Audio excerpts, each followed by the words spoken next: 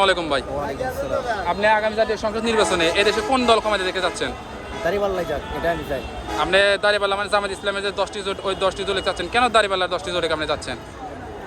কারণ দাঁড়িপাল্লা আমাদের মাঝে যতটা জনপ্রিয়তা লাভ করেছে, এই পরিমাণ বিএনপি লাভ করলেও কিন্তু বিএনপির সেই মন মানসিকতা নেই।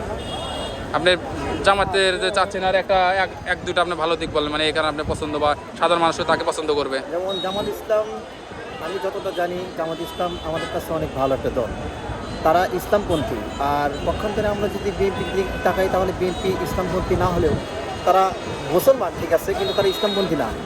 আর আমরা ইতিপূর্বে আমরা বিএনপির বড় বড় নেতাদের বক্তব্যে শুনেছি যে জামাত ইসলাম ক্ষমতায় আসলে কি তারা দেশটাকে আফগানিস্তান বানিয়ে ফেলবে। এই কথার দ্বারাই বোঝা যায় যে আসলে আফগানিস্তান আসলে এই কথার দ্বারা বোঝা যায় বিএনপি আসলে অতটা মানে নৃশংস দল। কারণ ওনারা যদি আমাদেরকে সাপোর্ট না দেন, তাহলে তো আমরা সামনে আগাইতে পারবো না। এই জন্যে আমরা নিজ থেকে সিদ্ধান্ত নিয়েছি যে সামনে আমাদের সংসদ সদস্য সবাই নির্বাচিত হোক, সমস্যা নয়, কিন্তু আমরা দল হিসেবে চাই জামাত ইসলাম। ধন্যবাদ চেঞ্জি আপনাকে।